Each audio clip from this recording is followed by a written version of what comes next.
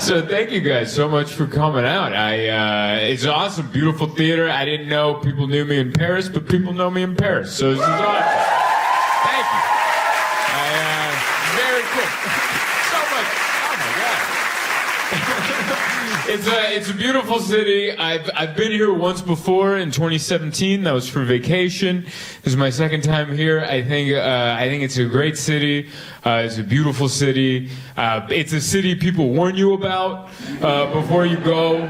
You know, it's the only city I've been to where people are like, hey, they're gonna be rude. All right. No other city have I gone to, and they've given you a warning. And there's other cities I've been to where I'm like, could have used a warning. All right.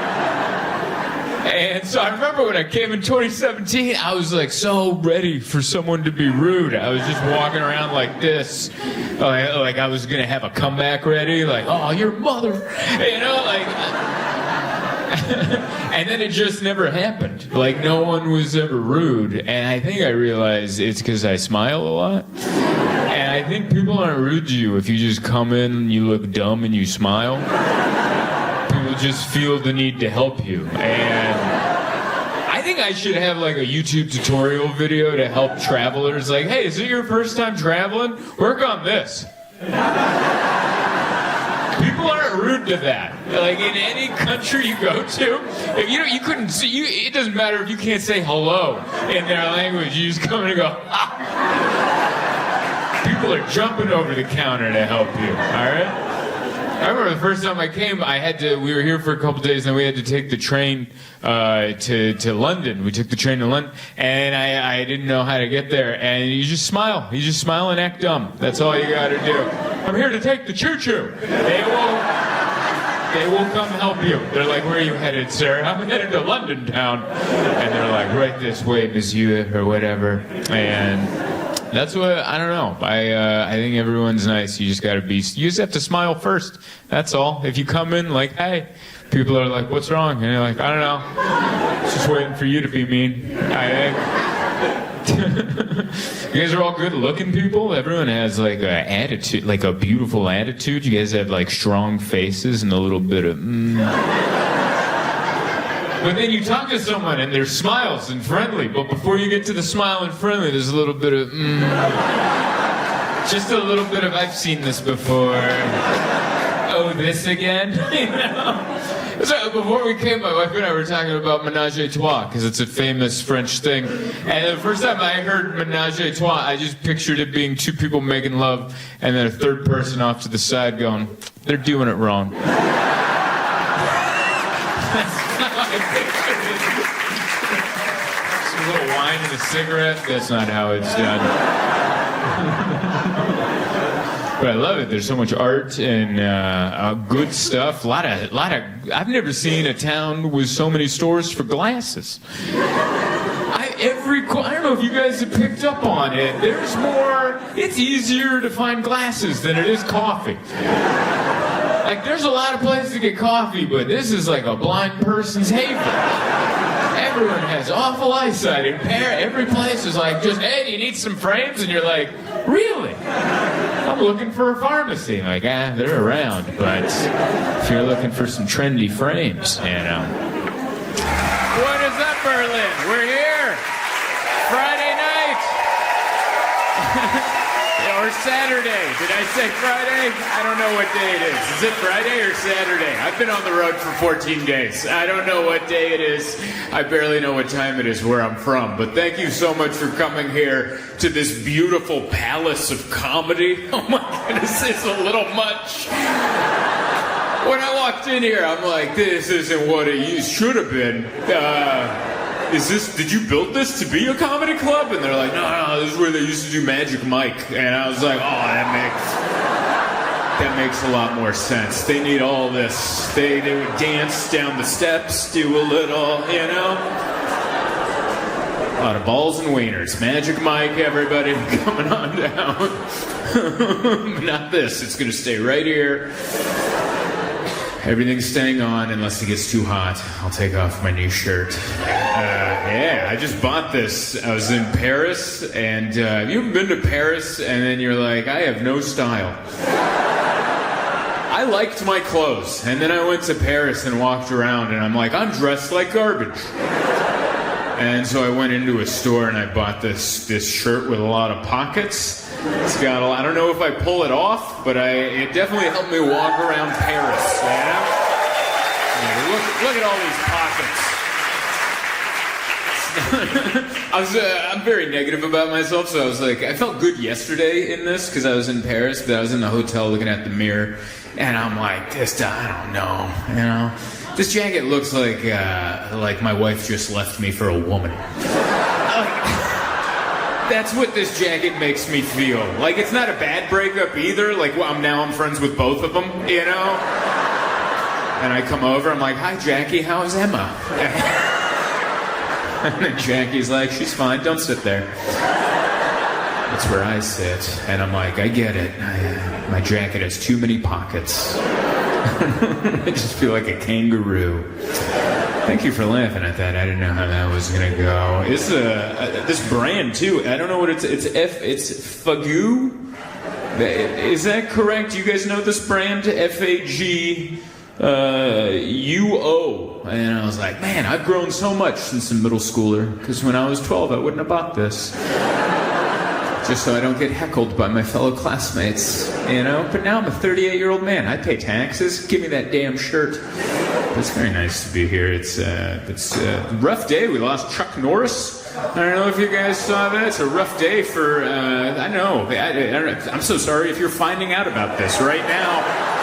I don't think I'm the right person to let you know that karate legend Chuck Norris has passed away. He was 80-something. I didn't know he made it that long. That guy's a hero, man. I don't know what you guys think. I don't know if he's just an American hero or a worldwide icon, but he taught us all that you can kick in jeans. Like, I can't even go up too many steps. I can't skip a step with jeans. Like, I don't have enough. And this guy was, and his leg would be up here.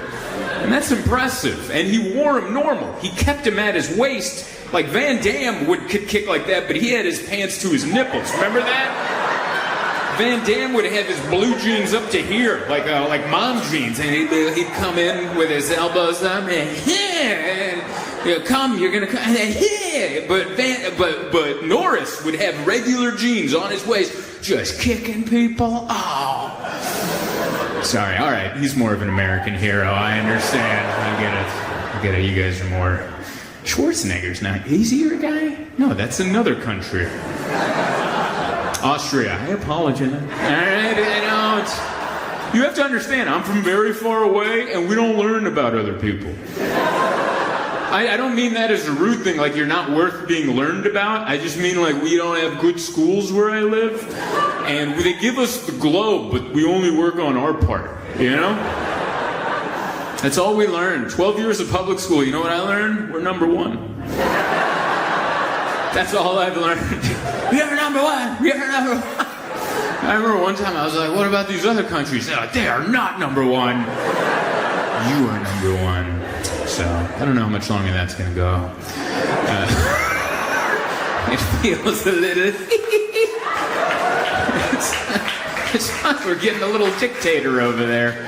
I know you guys don't know what that's like, but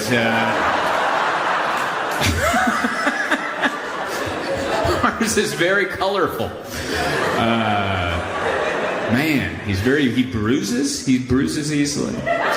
He has a lot of weird marks. Everyone's like, I love when they focus on the least important thing about him. He just keeps taking over countries and starting wars with others, and then they're like, did you see his bruise on the back of his neck? And you're like, that's like the 80th thing that we're gonna work on, all right? Who cares about the bruise on his neck? What are we gonna do tomorrow? It's crazy.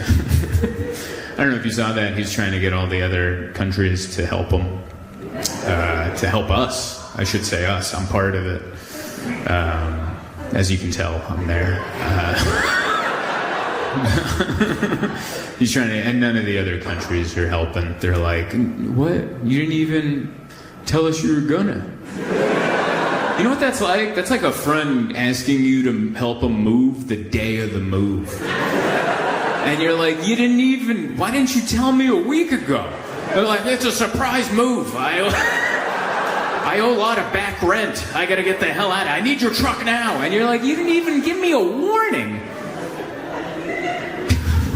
I actually feel bad for him, because it feels like my friendships in childhood. You ever had that when you were a kid and hanging out with your friends? You're like, let's go to my house. Come on, fellas. And then you get home and then you're alone. That's kind of what happened. Come help me with the war in the Strait of Hormuz. And then you get over there and just you. I know, it's hard to laugh about because it feels very near. I don't know. It's fun. We're trying. I apologize. But yeah, rough. I've had a rough trip. I found out yesterday my wife used to date a model. Did anyone know that? Yeah. Woo for who? All right.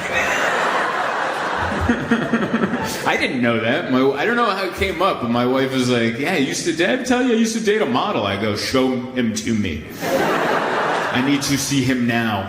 And then I saw him, and I'm like, "Damn it, he's beautiful." And then I was all angry the rest of the day. She's like, "What's wrong with you?" And I'm like, "He's better looking than me." And she's like, "But you have a bigger heart, and you're a better person." I'm like, "You admit it! Just lie to me." And then when I said that, she was like, "He's a model!" And I'm like, "Stop being honest. Lie a little." I hope he does.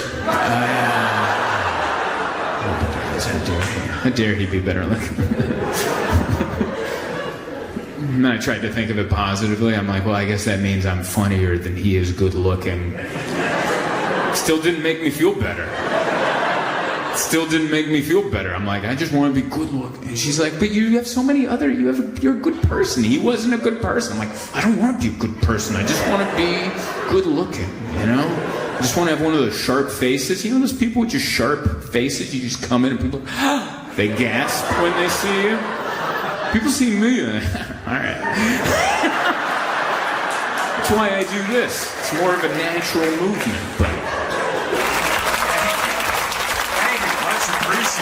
I love that he said that. We'll give him a good Hungarian welcome, which means a not Hungarian welcome. I didn't know what that meant until I showed up yesterday. Like, cause I'm from here. I was born here, and then we moved when I was 4, and I have like a bubbly mom. Like she's Eastern European. She'll say some dark stuff, but she'll like, everything's gonna be all right. And then I'm like, oh, that's what Hungarians are like. And then I showed up, I'm like, oh, you guys are very friendly and nice, but not in the beginning. You know? It's like, you know how a car warms up and you turn on the heater and you're like, it's just cold air coming out of there. It's like, oh, I'll give it 5 minutes, they'll come around. It's been very nice. It's a beautiful city. Everyone just feels like there's a grayness, you know, just kind of like, we know what's coming. You know what I mean? No, not so much. That's fine. It's very exciting to be back. I landed yesterday, came from the airport. Apparently you guys have an election coming up, I could tell. Just a lot of posters everywhere. I didn't know a single word that was said. Just a lot of faces like... I don't know a single word that was said, but apparently Vladimir Zelensky's running for office out here. Using a bunch of posters. As an American, I don't pay attention to world news that much, but I was like, man, I could have swore that guy was from Ukraine. But maybe in Europe, it's just a kind of mixture of everybody, you know. Who knows? It's fun. It's fun. Walked around today. I don't know if this is a good trait that I have, but I match whatever face someone gives me. Do you guys do that? Like if someone comes up to you and they go, hey, I go, oh, yeah. And if someone comes up, I go, oh, yeah, what is it? And we went to the mall. We went into one of the stores, and there's a lady that had a lot of plastic face work done. So she had, I don't know, they took part of her eyebrow and just tried to put it into her hairline. And we walked by each other, and we made eyes, and I just went... And as soon as I did it, I'm like, don't do that. That's horrible. Don't ever do that. Just keep your regular face. But it's hard, you know. But it was so cool. We did the show last night. I had a family friend came by and gave me all these photos from my childhood that I haven't seen ever. I was a baby, and they are so 1980s Budapest. It's like it was me as a baby with like two other babies, and there was a guy right here just lighting a cigarette. It was the most 1980s hungry photo I've ever seen. He wasn't looking at the camera. He wasn't looking at the kids. He's like, what is my life? And I have no idea who that is. That's the worst part. I sent the photo to my mother. I'm like, is this my dad? No, I don't know who that man is. Just a random man smoking a cigarette next to three babies going, welcome to the world. I got all these documents from my grandfather, which was cool. I'm named after my grandfather. His last name was Herring, so it was Zoltan Herring. I don't know if you guys knew him. No. All right. I looked through. He was just a regular guy, you know. He's a bus driver or a carriage driver. We had all these like documents that are 100 years old. Some of them during communist times. We didn't know that. We just put it into ChatGPT because we had to translate. I didn't know what the hell it said, so my wife's like, put it into ChatGPT. And we were talking about it in the green room in the comic that was on before me. He was like, oh, good, you put your family history into ChatGPT. So they know all three generations. They know where I'm coming from, so that's good. But yeah, this whole trip has been fun, man. We were in Berlin 2 days ago. Before that, Paris, and I'm happy to be here. Like Paris, I've very much enjoyed. Very beautiful. I just don't. They have too much style over there, which I don't appreciate. Like I didn't think I dressed bad until I walked through Paris, and I was like, oh, I'm dressed like a homeless person. Like these people are dressed so good. They have just short, good faces, and I don't know. They want you to speak their language. My wife told me that. She's like, don't just go in there speaking English. That's rude. You have to go in there and say bonjour, and then say parlez-vous English, and then once they hear how bad you did that, they're going to speak to you in English. And I go, that feels more rude than just speaking in English, right? Like imagine if someone came to this country and just butchered Hungarian, and you'd be like, just don't do that again. I know that because I was in the cab ride. The cab driver knew we were American, and I just kept saying "Köszönöm," and every time he would just he just kind of giggled at me, and I'm like, I'm from here. He goes, yeah, whatever. And I was like, I was born here in 1987. I moved in 1991. And he's like, I do not care. I don't know what I expected. I think when I came, I just want to tell everyone I'm from here, you know? I just like the waiter. I don't know. I've never been an expressive. I've always been shy and kind of in here. But the waiter was like, oh, you have a Hungarian name? I was like, I was born here. And we moved in 1991. This is my first time back in 32 years. And he's like, orange juice? Would you like some? And I was like, oh, that's right. This doesn't matter to anyone except for me. Thank you. That was just for you, sir. I have noticed that about Hungarian audiences. This is my second Hungarian audience, and every once in a while there's a joke that everyone's like, that was fine, and one person's like, that talked to my soul. That touched me right here in my heart. I'm excited to go look around tomorrow. We're gonna go try to find the apartment I used to live in. I forget what the district it was, but it's like 18-20 minutes from here. And my mom sent me the address, and I guess our next door neighbors still live there after 30 plus years. And she gave me their phone number. She's like, give them a call. I don't think they speak English, but good luck. So tomorrow I might be showing up to a random elderly couple's apartment going, hey, do you remember me? And then I'll hold up the photo with the guy smoking a cigarette. And I go, that was me. Was that you right here? Why were you smoking a cigarette into our faces? Where was 36? Down there. Here it is. Let's see if we can look inside. I didn't do that. It's funny that I felt like it wasn't that other building. I know, you knew it. But then I also thought it was the wrong building. So that's wrong. Then it was this one. This makes more sense because your mom could see you from the window. Yes, that's why I'm like, that also doesn't make sense. I'm like, where's the school? Mm-hmm. This is the school I went to over here. I guess our apartment, if my mom could see the playground at our apartment, must have been up here. So this is 34, so I guess... Oh, it must have been over there. Oh yeah, the she Z. said she almost fell out the window, so she saw it at an angle. 2, 3, 4, 5, 6, 7, 8. We were second from the top. So somewhere up there was our apartment. It's crazy. I used to walk here when I was a kid with my grandma. My mom. I think we'd come out this way. It's crazy. Didn't I tell you it's right behind the apartment? It's crazy. I remember that. The fences are all boarded up. You can't see anything. Yeah. Do you remember the playground? I'm sure they've changed the equipment. But you know what I do remember? They had a weird wall with holes in it. Yeah. And they also gave the kids tires to roll, so you could roll a tire. And I remember one time I put my head through the hole, and I looked, and this kid ran a tire over my head. Oh. And I never stuck my head in that hole again. Oh my God. You'll remember that. Yeah. There's a friend of the school's here. So I get dropped off up here. That's crazy that you remember. I do remember this. I remember a lot from that time. There was a stinky lady that lived in that building. She really smelled bad. And before, if we'd see her in the elevator, Mom would tell me, hold your breath. And then I go, she smelled so bad. I don't know if she had some sort of disease. In school. That's the entrance? I think so. Oh. Yeah, they don't have the wall with the holes in it anymore. It's so cool. It's such a nice day, too. I know. I wonder if the teacher that used to dress me is still here. Marika.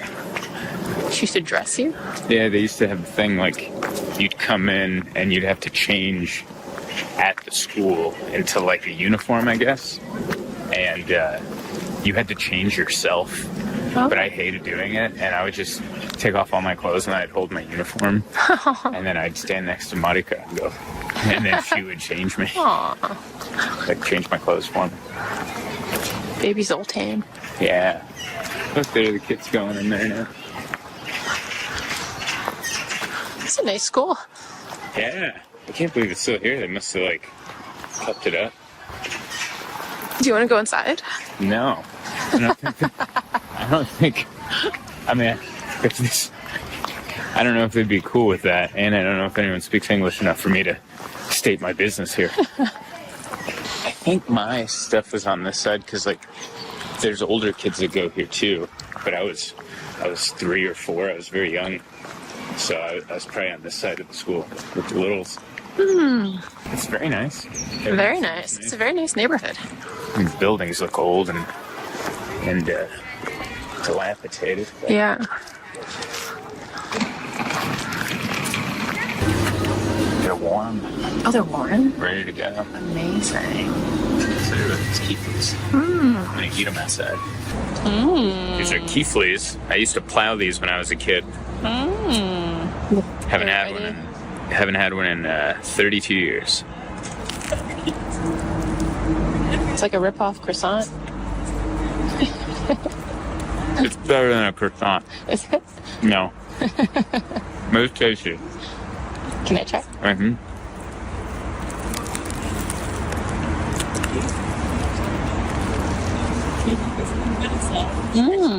These a little better. I like it. Sounds good. It's very, like a little garlicky. Yeah, this one's the garlic flavor. This other one I got is just sesame seed. It has been fun. My wife's been having a good time because she gets to watch you guys, and then she looks at me and she goes, "Now I know why you do that." Like we had chicken paprikash 2 days in a row, and they give you bread, and I sop up. I take the bread. It just came back to me. I haven't done that in years, and my muscle memory from being a baby, I was like, I think I have to take the bread and clean the plate, other my grandmother's gonna yell at me. I think that's part of it. You gotta sop it up, otherwise your grandma with a cigarette behind her ears gonna whip you. How dare you not eat all your food? Look at me now, 38 years old, high cholesterol. That's what I thought I was healthy. And the doctor's like, oh no, your blood is fat. I think that's what high cholesterol is. I don't know if that's really what it is. If there's any recommendations, please tell me. You know, I want to go see some good old, I saw some dancing where they just a lot of slapping. I want to go see some, if anyone recommends some of that. I saw some tourist videos. I saw another tourist video where a guy was playing chess with other naked men at a pool. I'd like to do that. I'd like to be naked with some strangers. Go on. That looks so interesting to me. I've never been deep in thought with a stranger and my wiener out at the same time. He's not even thinking about the game. You're thinking... That's ridiculous. Yeah, you guys do like nudity out here. I remember that. I remember because when we moved when I was 4, I Americanized very quickly. Like when you're young, you pick up cultures very quickly. So as soon as I moved to America, I was no longer okay with nudity. You know? And then we came back to visit like a year later. I was gone for 1 year. I came back a year later. And me and my uncle and my cousins went to a public swimming pool. And I was like, let's change into our swim shorts. And they're like, what? No, we're going to change into our shorts at the pool. And I go, what are you, insane? And we went over there, and that was the day I saw my uncle's wiener. And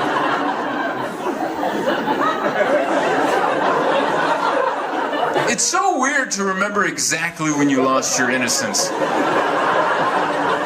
Because there's something about it. Like, a woman's body is beautiful. A man's is like, oh my God, you shouldn't be allowed to vote. That's what you're walking around with? That is awful. None of it makes sense. There's parts that look like they haven't met each other. Everything's just dangling off. Part of it looks melted. Oh my God. I haven't talked to my uncle since, quite honestly. He lives here. I could go say hi to him, and I'm like, I can't. I'll visit when I can't do it. All I can think of is his wiener. 30-something years, still remember that. Honestly, not that impressive, more horrifying than anything. Man, I hope he's not here. I should have double-checked that. I love all my family members, but we're not super close. Did you just yawn? I'm doing my best up here. Sorry, I just saw you yawn. I apologize. I'm sorry. I don't mean to call you out. I'm sure you had a long day. I'm just a very insecure performer, and I'm up here like, all right, my uncle's wiener, and this guy's like, Oh, another uncle's wiener. I'm so tired of these foreign comedians coming in. I'm so tired of hearing about everyone's uncle's wiener. We get it. They don't look right. I don't know why I'm becoming Trump. We get it. They don't look right.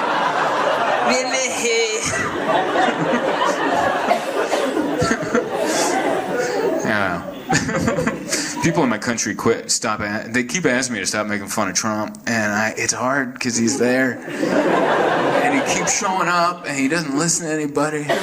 My favorite is when he goes off the cuff. You know when he gives a speech and he's like this? That's when he's reading. But my favorite is when he turns to the side and just goes, I don't know. Maybe we'll take over Japan or something. You're like, do you know you're talking out loud? Sometimes those are thoughts you keep on the inside while you're naked at a public pool. I don't know. But yeah, I want to go do that. I want to go do a public swimming hole. I don't know. So if anyone's got any ideas, throw them out at me. I'll do. I want to see some slap dancing. I want to meet weird family members, because no one introduced. I met 2 cousins in London that live out there, and then I found out one of them was not my cousin. I sent a photo to my mother, and she goes, that is not your cousin. And I go, man, I hugged her a lot. Who is that? I exchanged numbers with her. She goes, I'm not sure, but she seems to know you. All you have to do is lie to me and just come up to me and go, I'm your cousin. And I'll be like, hey, come on in. Who are you? Miklos, Lajos? Which one are you? Just throw out a name with a couple dots over an O, and I'll believe you. I don't know if you've noticed my comedy, but I like it to come right back down where it started. Like, if I get you laughing on one thing, I'm going to keep talking about it till you stop laughing, and then I can move on. Most comedians try to end each joke on the high, and I'm like, no, we got to make sure that we've beaten this dead horse. That's my happiness. That is one thing I've enjoyed about coming to Hungary, because I've been all over Europe, and I finally found a water bottle that the cap comes off. Do you know how hard this is? Would they import this from the United States? Like, where did this go? All throughout Europe, it's been right there, and it's been pissing me off. Just every time I go drink this little... You know what it feels like? You ever been on the toilet and the lid comes on your bag? Get off me. That's what this feels like. It's been upsetting me. Sorry. I sound like an uppity American. I apologize. Can you believe these bottle caps? You guys are fun. Hello. Thank you so much for watching my YouTube video. I just wanted to let you know that I have a brand new comedy special out entitled London Fog. If you haven't already watched it. If you have, go watch it again. Why not? That helps. Also, I'm on tour, the World Widest Tour 2026. Going to Europe, all over the United States, a little bit of Canada, the UK, which is also in Europe, but I guess it sounds more full when I add it. ZoltanComedy.com. Hit the link and only buy tickets from there. Don't go to resellers. Those guys are ripping everybody off. ZoltanComedy.com. Third time's the charm. One more time for Brian. Make it loud for him. What is up? Hello. We're here. Did you come back? Did I meet you last night? Oh, man. All right. Didn't you give me a business card? Did you? Was your last name Kaszas? No, that was another guy. I got so many business cards yesterday. That's the Calgary hello. Hello, I'm a respected business individual here. I'm serious, I got like 4 business cards, and one guy just gave me a business card because his last name was the same as mine. He's like, I know you've met a lot of Zoltans, but have you met another Kaszas? And I'm like, no, not really. He goes, wham! And I'm like, Rob Kaszas, hell yeah. He's in financial advice or something. Thank you so much for coming back. Some of these jokes will sound familiar. Just a heads up. I'll do my best to mix it up, but I'm not a damn magician, all right? I didn't do that much today, okay? There's not much to talk about.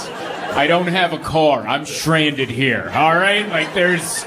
What did you want me to do? Go to Enterprise? Where do I go? I love this hotel because it's the closest I get to my room's right there, and I take the elevator down. It's beautiful, but then without a car, like the middle of the day is it feels like a sentence, you know? You're like, oh, I get some time in the yard tonight. Tonight I get to go out, and I know I could have gotten an Uber or something, but that seems like a lot. You know, because then I got to have a plan and then go do something, and I don't know, I'll just hang out here. That's what I did. I just hung out. I didn't eat at the restaurant today. I ate there yesterday. I don't know if anyone else is staying here. A lot of events going on. There's an 18-year-old's birthday party going on in the lobby. Does anyone try to crash that? You know? That's such a nice birthday. 18. All right. My 18-year-old birthday was not that, like, I had like 4 people there. We went to a strip club because that's like the age that you can go in the States is 18, and we went and like, look like we belong. Or just... We did not look like we belonged. I remember we got kicked out. I didn't know you had to tip everybody. I didn't know that. But yeah, no, it's beautiful here. We went and had some food yesterday. It's very nice. I don't know if you had food here. It's good. A lot of elderly people. That's what it was. It was just nice. Everyone's nice. A buffet. It's a bunch of people. It's very good food, good conversation, a nice hack and cough in the corner. I don't know if you've ever had dinner with the elderly, but that's just par for the course. That's part of it. Someone off to the side, not far from you. You wish further, but pretty close. Just in the middle of... Ah! No one checking on him. His wife not even looking up from her plate, just like... That's just how he enjoys iced tea. There is an age where, like, they stop checking on you. I've noticed that. Like, if you cough like that 20 years younger than that guy was, people are like, call a medic, he's choking on his meat. But if you're a certain age, they're like, he's got it, I don't know. Doctors have quit, you know. No one's even trying. I had an exciting day. You didn't hear this on yesterday's show. I slept in. I couldn't fall asleep last night till like 3 a.m. or 4 a.m. I don't know. I slept in. So I slept in till like 11:30. And I usually wake up before my wife and I shoot her like a good morning text. And I didn't because I was sleeping. And so she texted me a bunch. She called me a bunch. And I didn't answer it. It's on silent. And then so she called the hotel to do a wellness check on me. And so I got a phone call. I'm like, what the hell is that? And I don't answer the phone for anybody, so I didn't answer it. And then I pulled my phone. It's 8,000. Are you okay? I'm getting worried. And then I FaceTimed her, and she's crying. And I'm like, what? She's like, I thought you were dead. And I'm like, even if I am, what are you calling people for? They can't. Let me sleep off the dead, you know? And so that did not make her feel better. She's just so worried, you know? Sometimes she gets in her head, she has a bit of the anxiety like I do, and she just goes on it. And I got to watch. That's why it's funny how texts are timestamped. I got to watch her spiral. 10 a.m., good morning. 10:30, whoo, my baby's sleeping in. 11, I'm getting worried. 11:30, I've called the hotel and I'm sobbing with the cats. It's like an hour and a half. And then I talked to her about it. She's like, I was so worried. I was like, how do I break the news to his mother that her son is dead? And she's like, I'm going to move back to Toronto. What's the point of living in the States? I only love you. I got to move back to Toronto. Then my family's going to be closer. I was going to call me over for dinner. And I was like, you went down that spiral in an hour and a half? You mentally moved. You moved. You broke my mother's heart. You moved back to Toronto. And I was just in a bed in Calgary going,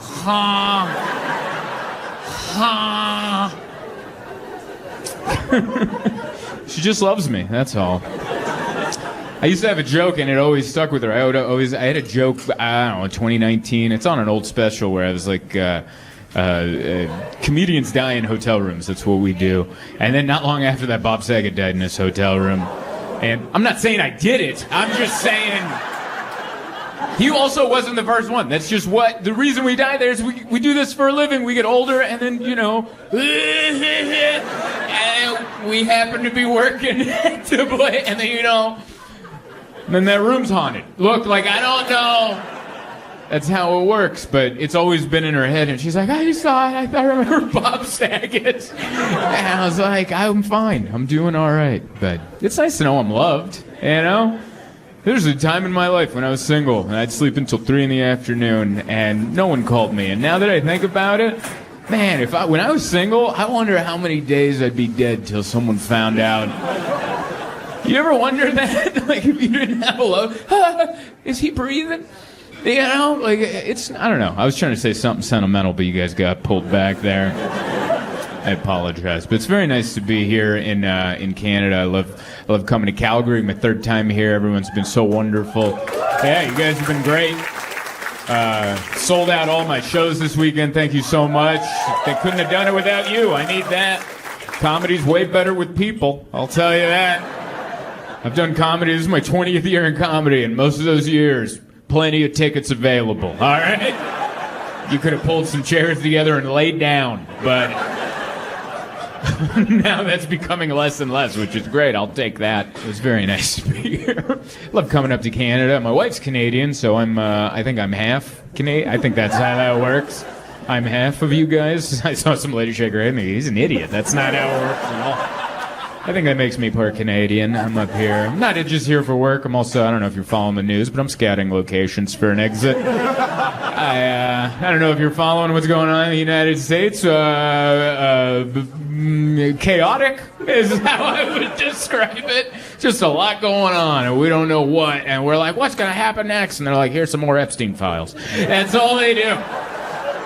Every time it looks like they're about to lose control of the population, here's some more Epstein files, and we're like cats when it's not wet food day. Like, all right, well, give me some catnip or something. Give me something to live off of. You sprinkle down some Epstein, nom nom nom nom nom, little Epstein files. Nom nom nom nom nom. All right, Sage is gonna kick down my door. Here's some more Epstein files. Nom nom nom nom nom. It's pretty divided down there. We can't even agree on what's murder. We watched the same video, and we're like, that looks like murder. You're like, no, that guy was being aggressive while he was on all fours. You don't know it. We looked into his history. He's an amateur wrestler. That's where he was going to go, wah! And then choke everybody out. But thankfully, those untrained people with guns took care of him. Oh, man, that'd be funnier if it wasn't true. It's hard. I don't think, I'm going to say this about us me and my people America. I know you guys are Canadians. I don't think we get enough respect for how hard it is to be an American. All right? You know, I know we're the butt of a lot of people's jokes, and rightfully so. I'm not here to defend it. But then no one talks about how hard it is to be an American, all right? It's not as easy. On paper, it looks easy. It looks easy. It's just, it's God, country, family. That's it. And you're like, that's pretty easy. You laid it out right there. How hard is that to follow? Well, you sometimes swap God and country depending on what's going on. Family always stays at third. They never move up the list. It doesn't matter what happens. Family's always third. You're like, your daughter's pregnant. She's a teenager. Well, no abortion because God's against that, and so is most of the country. So good luck with that. Sorry, I'm a what would Jesus do kind of guy. It's like, well, what about mass deportation? You're like, damn it. All right, today it's country, God, and then family. We got to swap that. And you're like, oh, well, what about your immigrant stepfather's pregnant? What are you going to do about him? And you're like, I don't know. Like, it's hard. No one ever talks about it. Being an American every day is playing Tetris with your morals. Just trying to figure out, are we God today or are we country? What are we doing first? It's never, when's it family? Never. That's when it is. Keep talking. I'll put guns third and you fourth. It's hard. It's hard to be an American. But it's fun. I don't know. It's exciting. There's always something to watch on the news. That's good. Took over Venezuela. That was fun. It was fun to just watch him say the word Venezuela. I love it when he says multiple syllable words. Because it always sounds like he's saying them for the very first time out loud. Like he's reading them in the back and they're like, do you want to practice, Mr. President? No, I'm just going to hit it out there. Venezuela. Are you teaching people to say it? Venezuela. There's words I'm excited to hear him say. I saw on the news we have an armada in that's how they describe the Navy ships that we sent to Iran, and I'm like, God, I want to hear him say that out loud. We have a wonderful armada. I love the syllables he chooses to enunciate. It's fun. But yeah, it's scary. We took over Venezuela. It helped people because like there's a bunch of Venezuelans that didn't like that dictator president. We just picked him out of the sky and dropped him over here. I don't know if you guys ever played SimCity growing up, but I used to do that. Roller Coaster Tycoon. You're in the pond now. How do you like that? That's how they picked up the president of Venezuela. I'm sleeping. No, you're over here now. And we're like, oh, that's good. We got the people of Venezuela are liberated. And then they're like, they also have a lot of oil. And I was like, oh, and they showed a graphic on TV of the countries with the biggest oil reserves. Like, I never looked into that. I just assumed it was the Middle East. I thought that's where all the oil comes from. No, they're like, Saudi Arabia's like 4th or 5th. It was like, number 1 was Venezuela. Number 2, you guys. How the hell did you let that cat out of the bag? You know, that's why he was talking all that 51st state stuff. But you're, Canada would love to be the 51st state. You guys are like, no! If he ever starts talking about liberating you from the moose or whatever, you guys, just be ready. Been watching boxing in the back. There's a big boxing fight going on. I was watching that. I don't know if you guys were watching the fights earlier, but there was a guy with a wig. And it got knocked off in the middle. Who would have thunk it? This guy got hit and they missed and it went cling and it just peeled it right up. And he was just flapping like an open can of tomato soup, just, bring it on, why are you laughing? We're supposed to be fighting. Madison Square Garden, big arena. Even more people watching on TV. And you're like, what the hell? You know that was a conversation. Whoever slapped that, the glue's strong? Oh, buddy, the glue is so strong. Because do you have any idea what I do for a living? Yeah. Oh, buddy, you could hit this with a sledgehammer. And it just peeled. And he continued fighting. Like his corner, I could tell the corner was working on him. And I was trying to figure out which one was going to break him the news that his... Because by the time he sat down, it like flopped down, but now it's like backing off to the side, you know? And he has like 3 people. One's working on a black eye, the other one's giving him some water, the other one's going, hey, try maybe this punch. And I'm like, which one's gonna go, buddy? Your wig popped up. But someone eventually told him, and then right before he came out for the next round, he ripped it off and threw it in the crowd. Could you imagine leaving with that souvenir? We were close. How close? We caught a guy's toupee. From the audience? No, he was the fighter. He was the fighter. And I gotta tell you, super glue, not that strong. We got this guy's scalp and took it back. Insane. God, I love watching fighting. Hello. Thank you so much for watching my YouTube video. I just wanted to let you know that I have a brand new comedy special out entitled London Fog. If you haven't already watched it. If you have, go watch it again. Why not? That helps. Also, I'm on tour, the worldwidest tour, 2026. Going to Europe, all over the United States, a little bit of Canada, the UK, which is also in Europe, but I guess it sounds more full when I add it. ZoltanComedy.com. Hit the link and only buy tickets from there. Don't go to resellers. Those guys are ripping everybody off. ZoltanComedy.com. 3rd time's the charm. Yeah! All right, it's happening. What's up, everybody? All right, it's over. All right.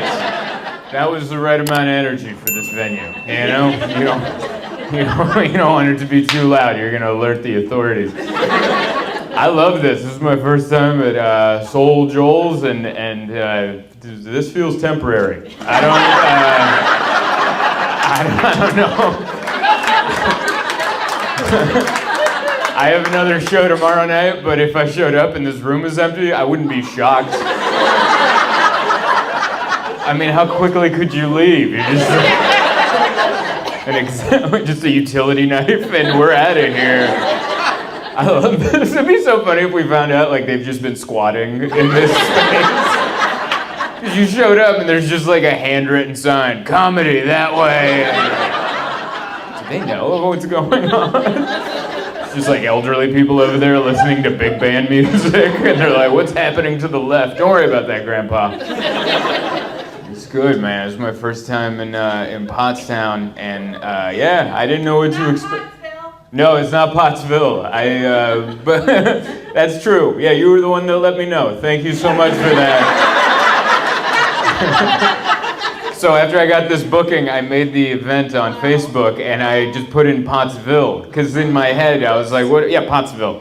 And it's not, it's Pottstown, and she let me know Pottsville is also a real place. And it's not near here, obviously, because a war would have broken out. You guys had to move that near Pittsburgh or something. Can't have Pottstown next to Pottsville, that'll be a war, you know. Thankfully you let me know, and I'm like, thank God, there we go. You know? I could totally see this setup also in Pottsville, though. Taking a guess, you know. I'm just throwing darts, and I feel like it, you know. But yeah, I landed in Philly this morning and drove up, and it was crazy. Like as soon as Pottstown came into view, it was just those big. It looked like I was coming into Springfield or something. Just those two, like, is that a nuclear power plant out there? Man. It really let me know the type of people I was about to encounter. Because I've met a couple Homer Simpsons since I've been here. Just a couple people where I'm like, you don't know what today is, do you? Listen, I'm not knocking on Pottstown. It's very nice, but I've met 3 people, all right? So this is not an indictment on your town. I'm probably wrong, okay? I haven't slept. I was on a red-eye flight, so it might be me. I hope it's me, all right? But I went to Walmart, and I went to, yeah. It started at Walmart, and I went to self-checkout, and the lady running the self-checkout said, "Good morning, too long." I don't even know if that makes sense to you, but I just walked in and it was too loud and too long, and she didn't break eye contact. It was just, "Good morning!" And I haven't slept all night. I got off a flight and then drove an hour to Springfield, and now I'm at this Walmart, and I'm like, "Hi, yeah, good morning." And then she just, as I walked over to self-checkout, and I'm like, duly noted, you know? And then I went over to the hotel to check in. There's a little girl working the counter. "Hello!" And you're like, "Again?" Damn it, you know? It's just hard. It makes me wonder if it's me. I think it's probably me, you know? But it might be them. It makes me wonder. There's just a feeling there's a creepy feeling in this town. I can't put my finger on it, and I'm sure it's just me, but there's just a Quaker Oats man feeling about this town. Like every person I've met just has a look on their face like, "Oh no, an outsider." Smile till he leaves. And I'm probably wrong. I think it's just all there's been too many wars on this land, and you can feel it. You can feel it in your heart. The revolutionary, probably the civil, you know, January 6th, I feel like something happened here. Feels like there's been a lot of wars on these fields out here, and I can just feel the tension in my heart a little bit. I don't know what's going on, but I think I'm safe. I think I'm safe. We're inside, man. This beautiful Sunnybrook community. It's very cool. I like it. I'm very happy to be here. I actually just moved to New York City. Yeah, brand new to New York City. I didn't expect you to clap at that. Nobody has. I've told so many people, and they've just stared at me like I said Pottsville when I met Pottstown. And yeah, I'm excited to be there. Yeah, I'm totally. Thank you so much. I was super pumped. I told everybody because I grew up in San Diego, and I'm like, "We're moving to New York City," and everyone was just like, "Why? Why would you do that?" And I'm like, "I've always wanted to live in the big city." And I grew up in the trailer park in the suburbs of San Diego. I'm used to smaller town feel, you know, and I want to be in the big city on the thing, you know. I want to fit in with the locals in the big city. And so that's what I've been trying to do. We've lived there for all of a week, and I had to fly back to do a show. That's why I had a red-eye flight last night, just so you know that what's going on in my life. But yeah, I'm trying to adjust to the city because I don't fit the vibe there. Like, for instance, I smile too much.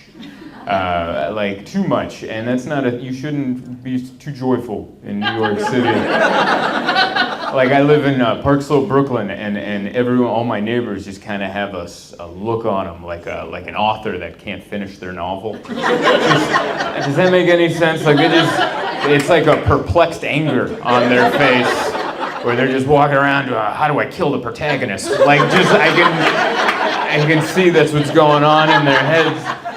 And, and I smile too much, so I gotta work on the smile. You know, you can't smile. You just can't be like that all the time. And I make eye contact. Can't make eye contact, you know. It's good for comedy. It's good to be on stage to make eye contact with your audience, let them know you're engaged and present. But it's not good on the subway. Just sitting there, that'll get you killed, you know? So I'm trying to temper that. I'm trying to keep that in my heart, you know, even though it's in there. I'm like, we're really doing it. I get so excited on the subway because I've always had a car, and now I don't have a car, and I'm just on the big train, and I'm like, I feel like Babe, Pig in the City, you know? Just a lot of excitement going through my heart. That's a creaky stage right there.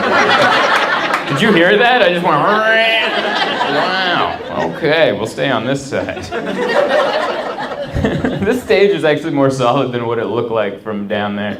Like when I was in the back of the room, I'm like, that looks like a temporary stage. But then I came up here, I'm like, no, these are barn doors or something. I like that, yeah. But yeah, I've been in New York for a week, and it's been fun. We went and saw the movies. We went to the cinema, which is cool, like some hipster cinema where they serve you cocktails.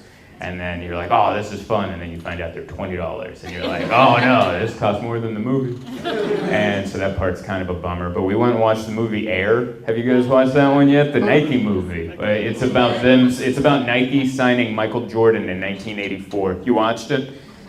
Oh, you haven't watched it. You just know the story. I appreciate that. All right. I was trying to connect with someone like it. Did you watch it? You enjoyed it? I've not watched it yet. Nobody's watched this movie. Right, these jokes should land. These jokes should land pretty good right now.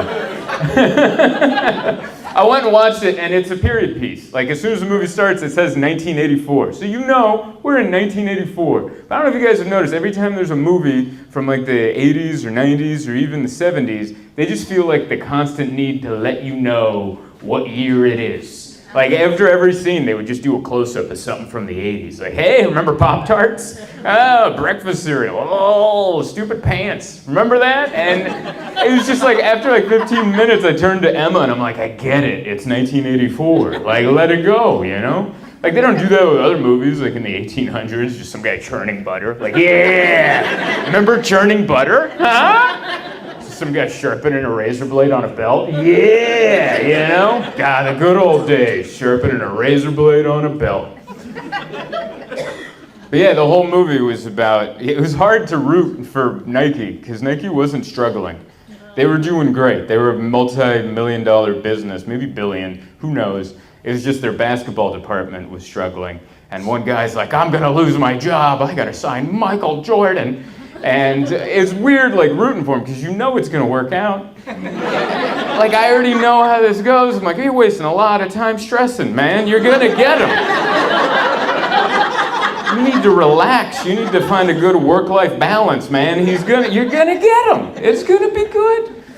Essentially, what the movie is a company trying to land an influencer. That's what it is. They were trying to land Michael Jordan, who would become the biggest influencer. But that let me know, the movie was good, by the way, but that let me know that in 20 years, this remake of this movie is gonna be lame, you know? It's gonna be lame. It's just gonna be a corporation trying to land someone from social media, you know, just some chubby executive running down the hallway going, we gotta get her, she's got the biggest ass on Instagram, you know? The Maybelline story, you know? Or we're gonna have to go, I hope they get her. I like that. You know, for not watching the movie, that's about as much as I can expect from you guys. You know, we took a swing at it. What can we do? I don't know. That's nice. It's been good in New York. We had a yard sale in San Diego before we moved. And not my idea. I don't think a yard sale has ever been a man's idea in the history of yard sales. I don't think a man ever was like, hey, we got a Saturday. You want to spend it in the front yard? With all of our things, meeting people we would never talk to in our regular lives at all. Would you like to do that? Would you like to haggle with a stranger over a Bluetooth speaker? Would you like to have that conversation of, no, that's not the original power charger. No, that's just one that happened to fit. Yeah. Pretty sure that was a woman's idea every time. It was my lady's idea. Emma's like, hey, this weekend, let's have a yard sale. And I was like, yeah, we could also just burn it. Just also burn everything and start completely over. But it's like, no, we might make $400. We have to do this. And we put all our stuff out there. And we're out there at 5 a.m. We started too early, you know, because we're like, what if we're not ready by 8? What if they leave us a bad Yelp review on our yard sale? And then they show up at 8, and it's man, there's two types of people that come to yard sales. There's regular people and psychopaths, all right? And the psychopaths are professional yard sale people who you don't expect to show up. You know, you just think you're gonna meet your neighbor from across the street who needs a lamp, and you're like, I happen to have one right there. And then you high five and they leave, and you're like, okay, we sold that lamp. But it's not. These are like serious yard sale people. Like, they showed up at 7:50, And they're like, yeah, are you open? And I'm like, it's a front yard, dude. Like, just come in. I don't, just start looking around. And that's the other part of the yard sale they don't talk about. Like, we put all our stuff out there, and it's not our best stuff, okay? Our best stuff we're keeping, okay? This is stuff we're willing to part with, and I was looking at it going, I don't want the neighbors to see this. They're gonna come in and go, this is the kind of crap they've been keeping in their house? I felt so self-conscious. The first couple people that came in, I'm like, we got better stuff inside. But we're keeping that. We rummage around this garbage. We had someone steal at our yard sale. Emma and I saw a lady steal something at our yard. It was such a weird feeling. It was so weird because part of me was angry because you're stealing from me in my own yard. Like, part of me wants to run up to you and kick your ass, you know? But there's another part of me that wants to run up to you and go, hey, thank you. You could grab a couple more things on your way out. You can steal that, but you also got to take that giant thing and a couple of those, you know? I wasn't ready for the haggling. People haggled. I've never haggled a day in my life. I didn't know prices were negotiable. You know, this isn't a flea market. You know, it was my front yard. My front yard, we put out our good blankets to lay this crap on. And they come in, will you? Like, I've never haggled. And you know why I've never haggled? Because I grew up poor. And I don't know if anyone else feels this way, but like I do. Like, because I grew up poor, I always assume that people think I don't have it. So I'll pay you double. You know, like I have that. I don't know if anyone can relate to that, but I have a little of that in me. What do you think, I'm trash? I'll pay you 3 times the amount. I'll buy your whole yard. You tell me right now. So I got that in me, so I would never haggle with somebody. But I remember it was at 1, we called it. We're like, all right, that's it. And whatever was left, we left in the yard. And we went and had lunch at a cafe down the street. And while we were eating there, someone came to a Ring doorbell. And, you know, you can talk through the Ring doorbell. There's a camera. And Emma answered, and it was some lady. And she's like, is the rug still for sale? And she's pointing at the rug. And Emma's like, yeah. And she's like, is it still $10? I brought cash. And Emma's like, yeah. And she goes, will you take 8? And I'm like, are we negotiating through a Ring doorbell right now? What are you doing with that $2? That's what I want to know. Like, what? Like, how do you just give me 8 and slip it under my doormat? You just go home going, like, you already know that's a conversation she's having with her husband when she gets home. They asked for 10, but I said, I'll do 8. That's my bottom dollar. And then they said, well, okay, so I really stole this for us. You could have had it for free if you didn't just hit the doorbell. You know what I mean? Like, you could have just had it. What are you getting at? I'm worried about where that $2 is going. Going to like the Republic of China or something. Like they're funding something nefarious with those $2. That's what it was, man. But it was fun. I'm glad we finally got the move going. We live in I have a super at my building. I've never had a super before, and that's a superintendent. That's what that is. And he's a man I cannot understand. I don't even know what his native language is, but he is so unintelligible that even if I spoke his native language, I don't think it would help. It's that bad. Like, he speaks English, but it's so, I don't understand it, but what he makes up for not being able to be understood, he makes up for in volume and not letting you talk. So I remember the first time I had to call him before because we're flying in, and I'm like, we need to coordinate the key drop-off because I'm coming in with 8 pieces of luggage, 2 cats, and a wife. You know, I'm bringing in a lot of stuff. And I'm like, hi, Ken. His name's Kenny. And I don't think that's his name. Like, I think if I asked his mother and we'd be like, is Kenny around? She wouldn't know who I was talking about. And I was like, and I can't, here's the thing too, like, he is so ununderstandable that my impression of him is as close as I can get. Okay? Like, it's not gonna make sense to you, but it's as close as I can get. I got on the phone, I'm like, hey Kenny, this is Zoltan. And he just goes, ah! That's as close as I can get to what I heard coming out of the phone. And I was like, Kenny? Ah! never mind. And I hung up the phone, and Emma and I looked at each other. I'm like, did you hear that? And she's like, I didn't want to when I did. That wasn't even on speakerphone. That was off regular, ah! And I was like, well, maybe he's easier to understand in person, because I can read his lips, I can go off the lips, and then what he's saying, and it was in person, ah! And I'm like, okay, I'm responsible for what goes on up there, is what I'm gathering. If there's a clogged drain, that's on the Z-Man, because I don't know if I can pantomime this problem to old Kenny here. It's wild, dude, but it's good. I'm happy. We got married April 5th at the courthouse. That's why I'm rocking the ring. Yeah, we had a courthouse. We're having a real wedding in Italy. We're flying to Italy in May. Yeah, we're eloping to Italy. And elopement, if you don't know, that's when you realize your wedding will be way more fun if nobody comes to it. That's when you crunch the numbers and you're like, hey, if nobody comes, we can go to Italy, And that's when we weighed the love of our family against a trip to Italy, and we decided au revoir, That's not even Italian, but it doesn't matter because they're not coming anyway, But before we went to Italy, we had to, we got married for realsies, like with the documentations at a courthouse in San Diego, because I didn't want an Italian marriage license that I can't read. So I wanted one in English, so we had it over there. My mom came, and she just sobbed at the courthouse, which moms just cry. That's what they do.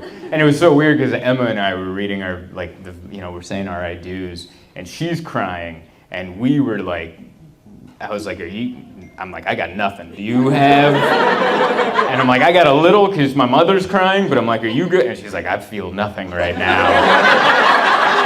And I'm like, I know, right? It's hard to feel the emotion at the courthouse because the marriage license area is next to the death certificate desk.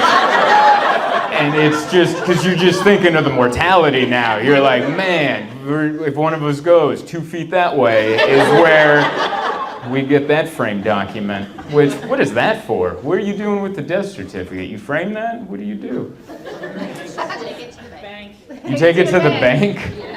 Oh, so you can get the person's money? Ah, that's so wow. Wow, we really figured out what life was about all along, didn't we? Going to the courthouse going, can I have a stamped document? I gotta take my dead relative's money. You need multiple copies. You need multiple copies? Why do you all know this? I'm guessing you don't do that day one. Yeah, you don't do that day one. You don't go right after the funeral going, I gotta go get the dead, There's probably a couple days, right? You gotta be that's probably something I've thankfully, knock on wood, I haven't lost a close relative yet to where I have to go get the death certificate. But I think that would cross my mind where I can't go get the document the next day. You can't, when was the death? 6 hours ago. I need this money, all right? You gotta give it a couple, bereavement weeks. And then you're like, is this still good? I don't know if I'm sure. I'm just I always feel like I'm gonna be judged by somebody, so I'm like, I gotta give this a breath, But yeah, afterwards we went out to a little post-wedding lunch with my mother, and my mother is a sweet lady. She's a sweet little Hungarian lady. She's really open-minded and all that stuff, but she's still 60, so she's open-minded with a cap. You know what I mean? She's open. Everyone should live their lives, but that's her, which I've never I've tried to figure out what's that part, and she's like, what do you mean?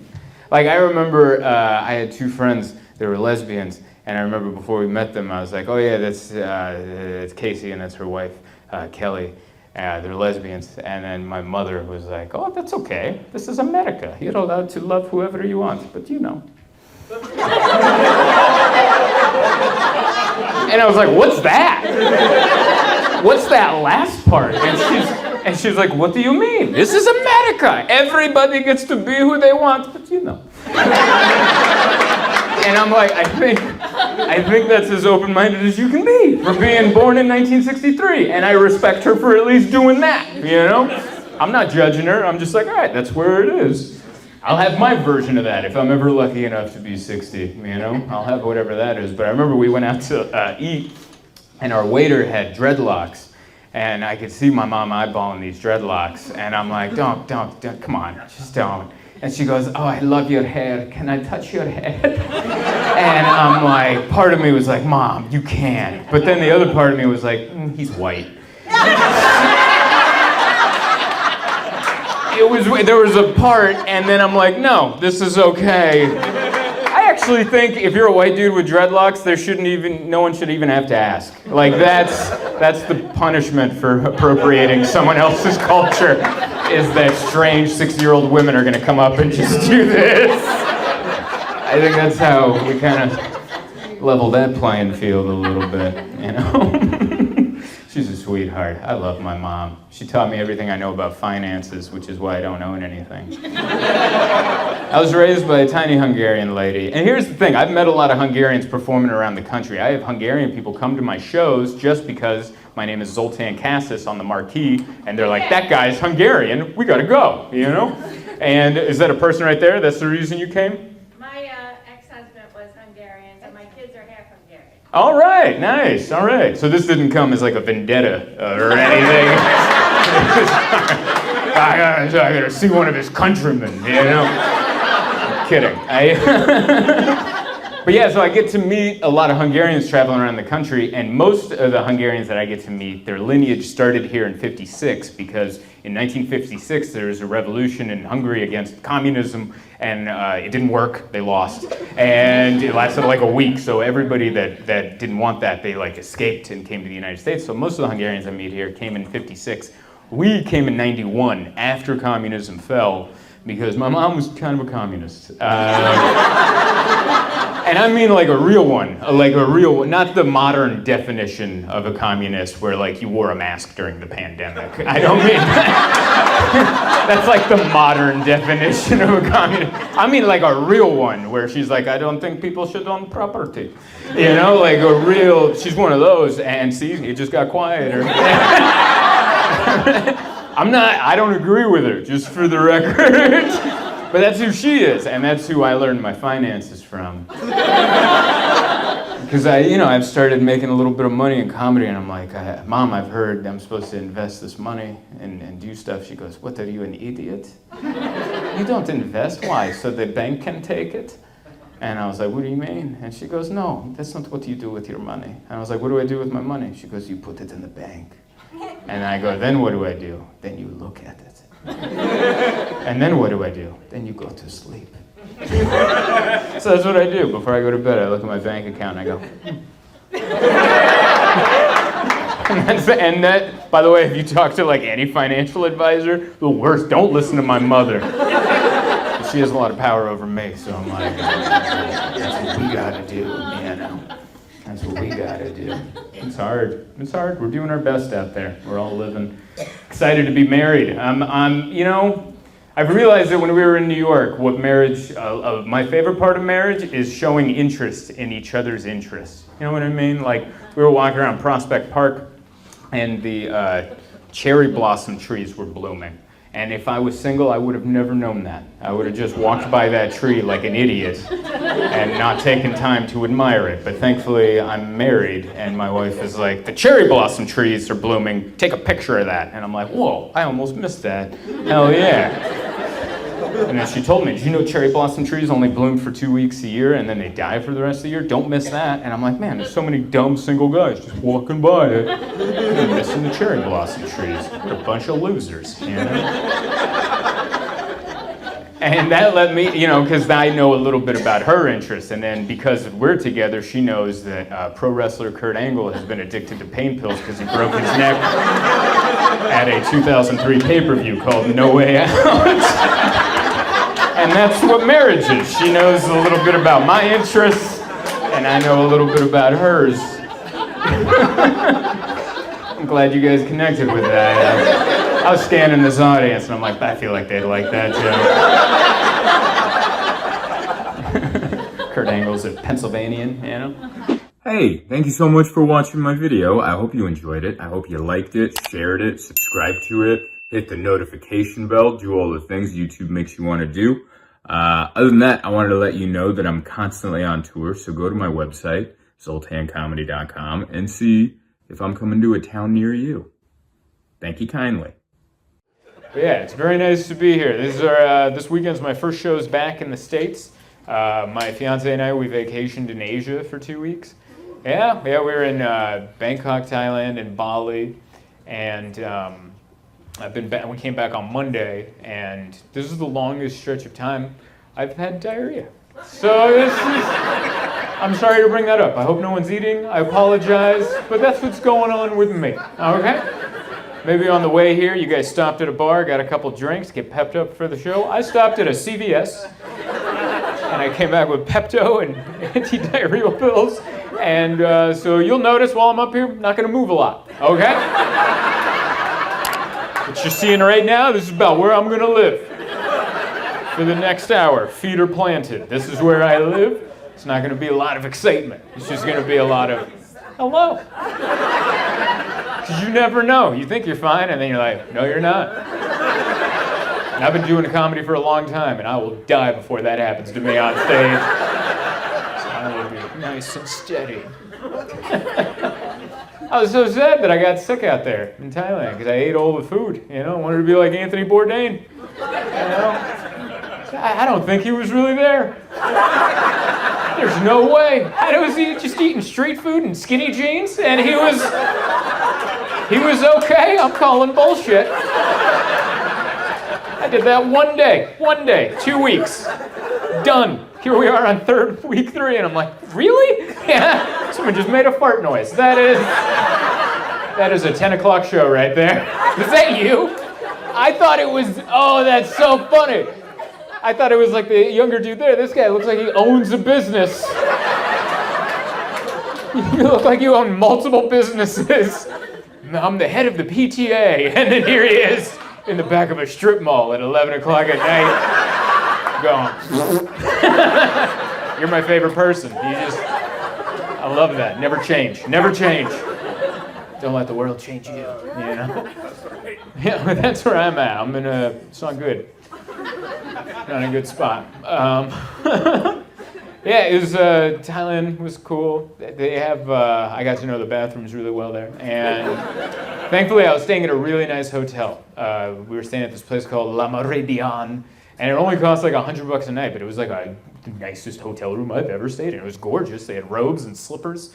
And they had one of those toilets that does it all for you.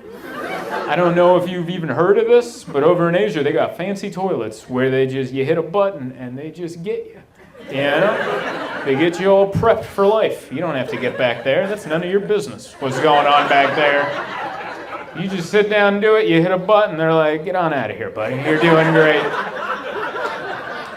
And it's a little intimidating, okay? Because I didn't know that's what I was getting into. I sat down, and then I looked on the wall, and there's all these buttons with pictures that let you know what's going to go on back there if you hit this button. So now, naturally, I'm a human, so like I'm like curious, but also afraid at the same time, you know, because you're like, oh, what if I love it? You know, like, what if this changes my life? Like, I can't go back. What if I'm gonna miss work? So I'm just at home, just nailing this button. And it starts easy. Like there's different levels of how crazy you want to get with it. And I just started at a nice low level, you know? First day at the gym. We're not burning it out, yeah? Just, you know, do a little cardio, maybe a little Stairmaster, nothing crazy. And then slowly we just worked it up, and I was just like, this is great. It was wonderful. It was like, sometimes I would sit on the toilet, didn't even have to go. Just you know, just like that afternoon coffee. Just a little something, pep in my step, thank you, sir. On with my life. And they even have a fan in the back. There's a heater back there, so when you're done washing it, they dry it. And I'm like, that's legal? I love it. I loved it. And the aim on that thing is magnificent. Spot on. Bullseye. Just bang. we didn't even, this thing doesn't even know my name. And it knew me for a minute. And he's like, there you are. And you're like, wow, who came up with that? That was an engineer. Someone went to school for a long time. And they used all that knowledge on, yep, there it is. What a hero. What a hero that person is, whoever invented that toilet. Because not only did they have the idea, not only did they have the science to put it together, but then they had to get investment money. That means someone like walked into like a Shark Tank situation with a prototype that was probably just a toilet seat with like a water gun and a hairdryer glued to it. All right, Mark Cuban, take your pants off. We're about to make $1 billion. That's what you came here for, you guys. Highbrow comedy. Toilets. Sorry, that was my life. I share. Yeah. Hey, thank you so much for watching my video. I hope you enjoyed it. I hope you liked it, shared it, subscribed to it, hit the notification bell, do all the things YouTube makes you want to do. Other than that, I wanted to let you know that I'm constantly on tour, so go to my website, zoltancomedy.com, and see if I'm coming to a town near you. Thank you kindly. I didn't do much today. I was watching that show on Netflix, Love on a Spectrum. You like that? Love on the Spectrum? It's where the autistic people date. It's adorable. There's a spin-off on that. It's the Johnny Depp and Amber Heard trial. Those two belong together. One dresses like a pirate, the other likes taking a dump in a bed. Like, they're on the show, I think. I think they're on the show more than they know. I don't know if you guys have been watching the Johnny Depp Amber Heard trial. I've been watching every day, every episode. I think they're getting back together.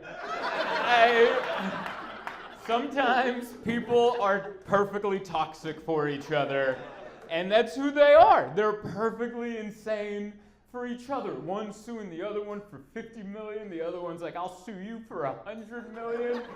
And it's like, you guys belong together. You ever had a friend in a toxic relationship and you try to get them out? He's like, oh, I gotta get my TV back. And you're like, no, we'll get other TVs. Like, that was my grandmother's television. That's what they're like. They just belong together. One dresses like a pirate, the other one takes a dump in a bed. Who would enjoy a dump in the bed? Except someone who dresses like a pirate. It makes perfect sense. I don't know. They belong together. Just one needs to go to AA and the other one needs to get a litter box. And I think they can figure out their issues. I don't know. I do like that show, Love on a Spectrum. It's very sweet. And it's just funny, but you're not laughing at them. It's like a warm kind of laugh where you're like, this is just a fun show and it makes you feel good. Like the way the Andy Griffith show used to make you feel when you were a kid. You're just whistling and there's no song playing and you're like, hell yeah, this feels good. But if you watch enough of Love on the Spectrum, you sit there and you're like, am I? Like if you watch enough, you're like, I've also had awkward first dates. Like, I've also gotten stumped and just went, well, what is your favorite color? Because you've never been on a weird first date? Like, we've all had a little bit, you know? I'm sorry, everyone's Rico Suave in this audience. Like, no. We're usually finger banging before the dessert show up. Everyone's got a little bit of it. I also watch Murder. I either watch Love on the Spectrum or Murder. Those are the two things I like on Netflix. I like the serial killers on Netflix. I don't know if you guys watch the serial killers. I loved it. I just watched the John Wayne Gacy one, who was so good. I know it's a weird thing to say about someone who killed a lot of people, but it was so good. It's fascinating. It's amazing. Like, he couldn't have gotten away with that today. He was able to lure young men over to his house because he had a pool table and some weed. Like, that wouldn't work today. You can't go up to some 19-year-old, you want to come over? I have a pool table and some marijuana. Like, what? I have a smartphone and I'm microdosing on shrooms as we speak. I don't think you have anything to offer me. John Wayne Gacy couldn't make a friend today, like, if he wanted to. He was perfect for then, you know? It's kind of sad because I watch all the murder documentaries and we're running out of serial killers. We're running out. We need more. You know? That's like serial killers are a past thing. That's 60s, 70s, 80s, 90s. We don't have them anymore. We have mass shooters now, which that's not a documentary. There's no story, you know? Mass shooters are a perfect assessment of today's society. Everyone wants to be famous, but no one wants to do the work. You know what I mean? Like, anybody can kill 50 people at once. That's protected by the Constitution. Try killing 50 people over 10 years while getting away with it, then you get the documentary. John Wayne Gacy has a documentary. He had to be charming. He got a pool table. He had to learn magic. What documentary do you make about a mass shooter? He didn't blink a lot. And then the UPS driver delivered the gun. And you're like, this is lame. Because they are lame.